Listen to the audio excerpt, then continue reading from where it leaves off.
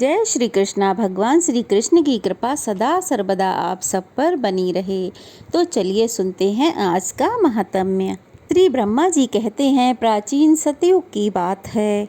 इंद्रद्युम्न नाम से विख्यात एक राजा थे, जो इंद्र के समान ही पराक्रमी थे। वे सत्यवादी, पवित्र, दक्ष, उपभोग में समर्थ, दानी, प्रिय वचन बोलने वाले और विष्णु भक्त थे। इस प्रकार वे सर्वगुण संपन्न राजा इंद्रद्युम्न समूची पृथ्वी का पालन करते थे। एक समय उनके मन में भगवान श्री हरि की पूजा करने का विचार प्रकट हुआ। अब वे सोचने लगे, मैं किस क्षेत्र में, किस तीर्थ में, किस नदी के तट पर या फिर किस आश्रम में देवाधिदेव भगवान जनार्दन की आराधना करूं। इसी चिंता में पड़कर उन्होंने मन ही मन पूरी पृथ्वी की ओर नजर घुमाई। समस्त तीर्थों, क्षेत्रों और नगरों की ओर देखा, लेकिन सभी को छोड़कर वे विश्वविख्यात मोक्षदायक पुरुषोत्तम क्षेत्र में गए। वहाँ उन्होंने बहुत ऊंचा मंदिर बनवाकर उसमें बलराम, सुभद्रा और श्री कृष्ण जी की स्थापना की तथा विधि पूर्वक स्नान, दान, तप, होम और देव दर्शन रूप पंच तीर्थों का अनुष्ठान करके प्रतिदिन भक्ति पूर्वक श्री पुरुषोत्तम भगवान की आराधना की और उन्हीं की कृपा से मोक्ष प्राप्त किया। मुनियों ने पूछा, हे सुरश्रेष्ठ राजा इंद्रद्युम्न, मोक्षदायक पुरुषोत्तम क्षेत्र में क्यों गए और वहां जाकर उन्होंने वह त्रिभुवन विख्यात प्रासाद किस प्रकार बनवाया? प्रजापते, उन्होंने भगवान श्री कृष्ण, बलराम और सुभद्रा जी की स्थापना कैसे की? यह सब बातें विस्तार पूर्वक बताने की कृपा करें। तब ब्रह्मा जी कहने लगे कि तुम लोग जो प्राचीन वृतांत पूछ रहे हो, वह सब पापों को दूर करने वाला, पवित्र, भोग और मोक्ष देने वाला तथा अत्यंत शुभ है।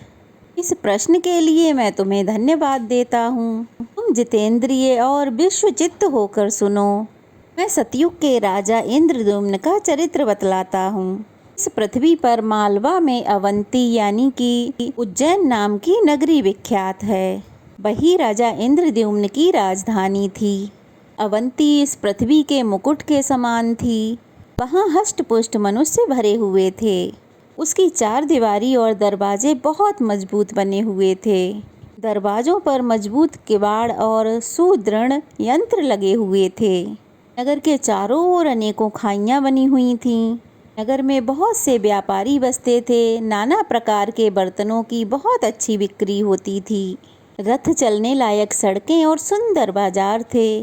चौराहे से चारों ओर जाने के लिए मार्गों का अच्छी तरह से बंटवारा हुआ था। अनेकों घर और गोपुर बने हुए थे। बहुत सी गलियां उस नगर की शोभा बढ़ाती थीं। राजहंसों के समान श्वेत और मनोहर महल लाखों की संख्या में बने हुए थे, जो उस पुरी की शोभा को और भी बढ़ा रहे थे। अनेकों यज्ञ संबंधी उत्सवों के कारण उस नगर में हमेशा आनंद छाया रहता था। गाने और बजाने की ध्वनि गूंजती रहती थी। तरह तरह की पताकाओं से वह पुरी सुसज्जित थी। हाथी, घोड़े, रथ और पैदलों की सेना चारों ओर व्याप्त थी। अनेक प्रकार के सैनिक वहाँ भरे थे। अनेकों जनपदों के लोग वहाँ पर बसे हुए थे। ब्राह्मण, क्षत्रिय, वैश्य, शूद्र तथा विद्वान पुरुषों से वह नगरी सुशोभित थी। वहाँ मलिन, मूर्ख, निर्धन, रोगी, जुआरी और अंगहीन मनुष्यों का अभाव था। वहाँ के स्त्री पुरुष सदा प्रसन्न रहा करते थे। वे सभी रत्नों के दाता और सब प्रकार की संपत्तियों को भोगने वाले थे। अवंतीपुरी में त्रिनेत्रधारी त्रिपुर शत्रु भगवान शिव महाकाल नाम से प्रसिद्ध होकर रहते हैं। ये समस्त कामनाओं को पूर्ण करने वाले हैं। वहाँ एक शिव कुंड है, जो 100 पापों का नाश करने वाला है। उसमें विधि पूर्वक स्नान करके देवताओं, पितरों और ऋषियों का तर्पण करें। फिर शिवालय में जाकर भगवान शिव की 3 बार परिक्रमा करें। इसके बाद धूप, दीप, नैवेद्य आदि चीजों से भक्ति पूर्वक भगवान शिव का पूजन करें। ऐसा करने वाला मनुष्य 1000 अश्वमेघ यज्ञों का फल प्राप्त करता है। वह सभी कामनाओं को पूर्ण करने वाले परम विमानों में बैठकर भगवान शिव के धाम को जाता है।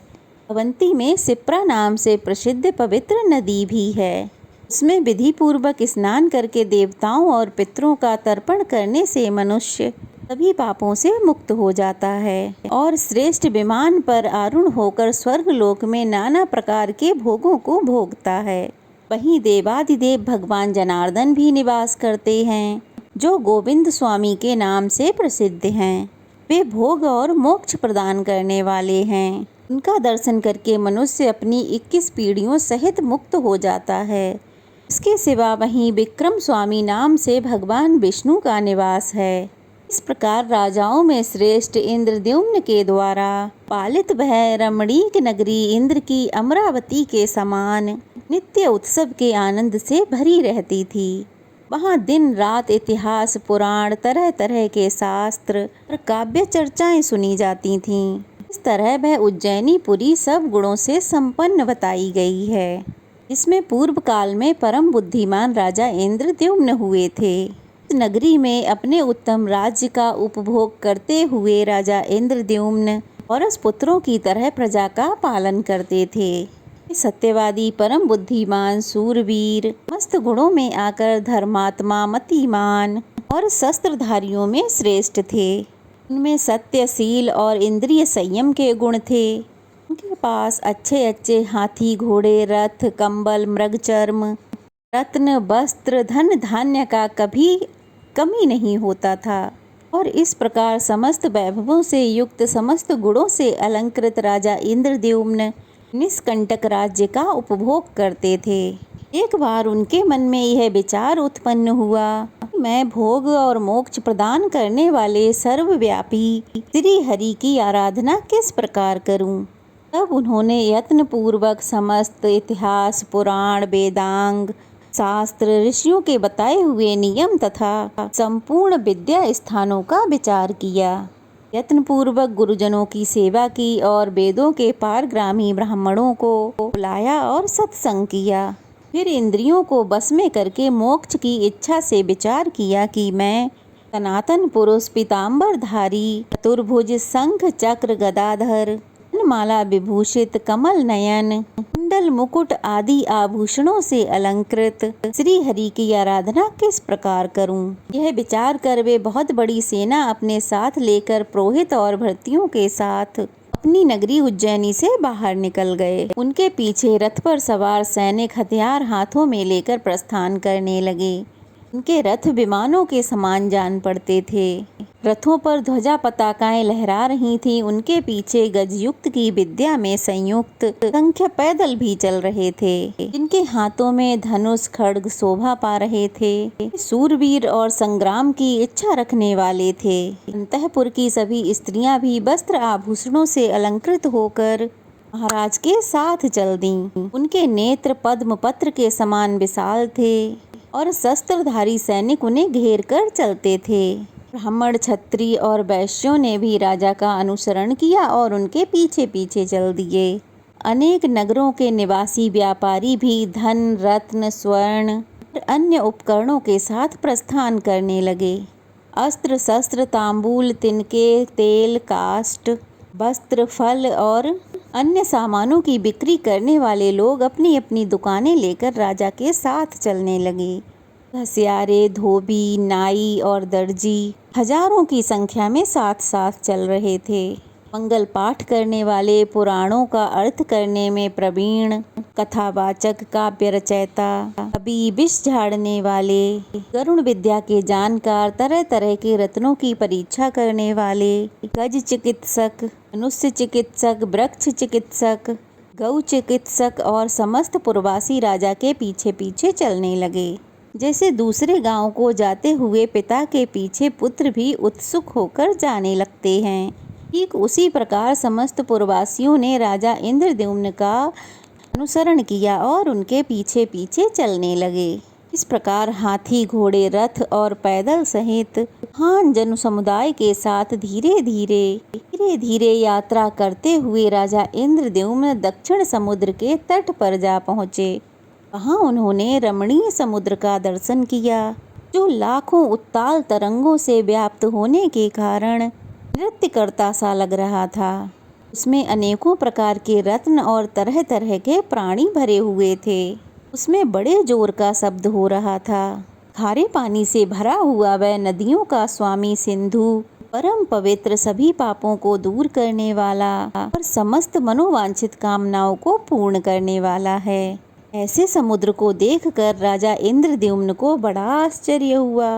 उन्होंने समुद्र के तट पर पहुंचकर एक मनोहर प्रदेश में, जो सर्वगुण संपन्न और पवित्र था, उसमें निवास किया। मुनियों ने पूछा, हे ब्राह्मण, भगवान विष्णु के उस परम पवित्र पुरुषोत्तम क्षेत्र में क्या पहले भगवान की कोई प्रतिमा नहीं थी?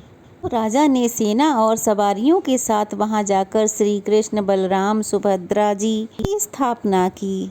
ब्रह्मा जी बोले, हे ऋषिगणों, इस विषय में समस्त पापों का नाश करने वाली एक विचित्र कथा सुनो।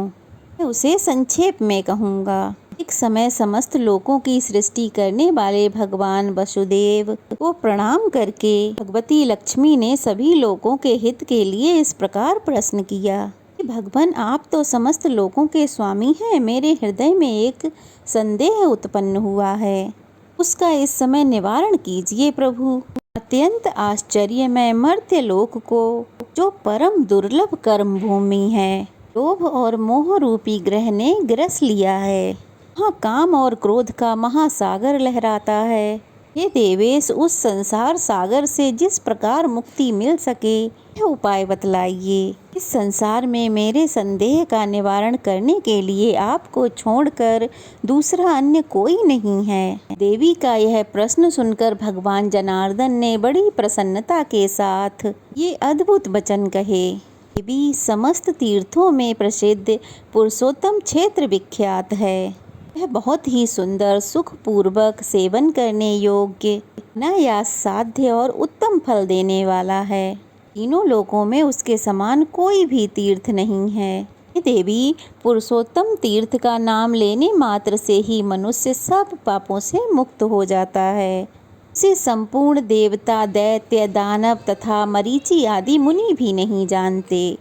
उसको मैंने अब तक गुप्त ही रखा है। इस समय मैं उस तीर्थ राज की महिमा का वर्णन करता हूँ, तुम एकाग्रचित होकर सुनो। दक्षिण समुद्र के तट पर जहाँ महान एक बट का वृक्ष खड़ा है, वह अत्यंत दुर्लभ क्षेत्र है। उसका विस्तार 10,000 योजन है। उस बट कल्प का संहार होने पर भी नष्ट नहीं होता। उस बट वृक्ष के दर्शन से और उसकी छाया के नीचे चले जाने से ब्रह्म हत्या भी छूट जाती है। फिर अन्य पापों की तो बात ही क्या है। जिन्होंने उसकी परिक्रमा की है, उसे मस्तक झुकाया है, वे सब पाप रहित होकर भगवान विष्णु के परम धाम को पहुँच गए हैं। उस बट वृक्ष के उत्तर और भगवान केशव के कुछ दक्षिण वो बहुत बड़ा महल है, वो धर्ममय पद है। वहाँ स्वयं भगवान के द्वारा बनाई गई उनकी प्रतिमा का दर्शन करके पृथ्वी के सब मनुष्य अनायास ही मेरे धाम में चले जाते हैं।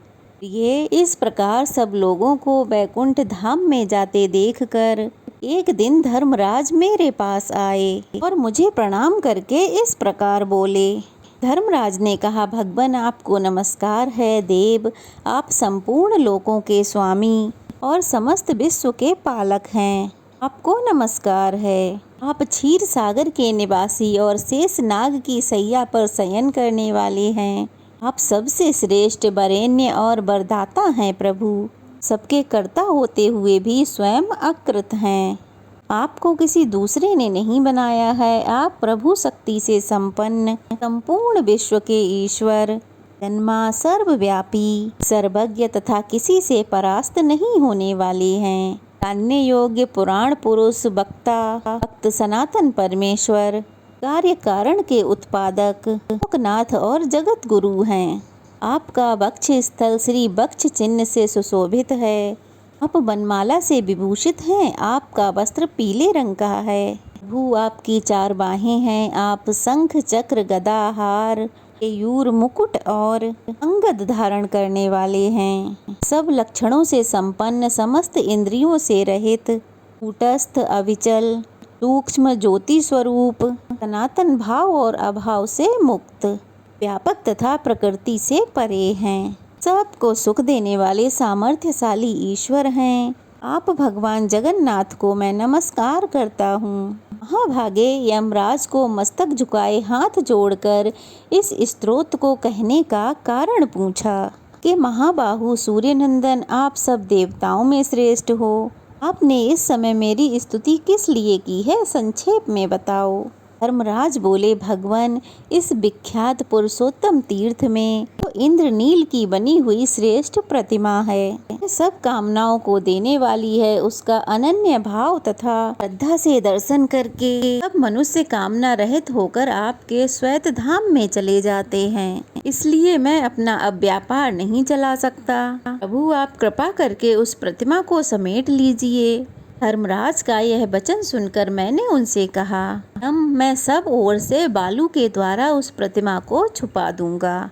इसके बाद वह प्रतिमा छिपा दी गई।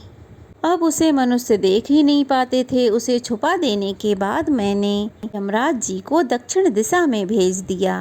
अम्मा जी कहते हैं, पुरुषोत्तम क्षेत्र में इंद्र नीलमयी प्रतिमा के लिप्त हो जाने पर आगे चलकर जो जो बातें हुई, इन सब को भगवान विष्णु जी ने श्री लक्ष्मी जी को विस्तार पूर्वक कह सुनाया।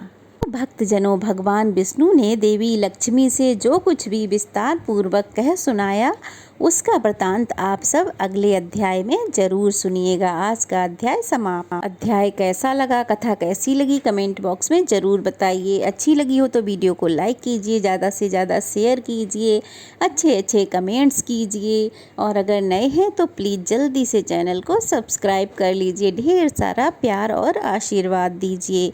तो चलिए फिर मिलते हैं। जय श्री कृष्णा, जय श्री वासुदेव भगवान।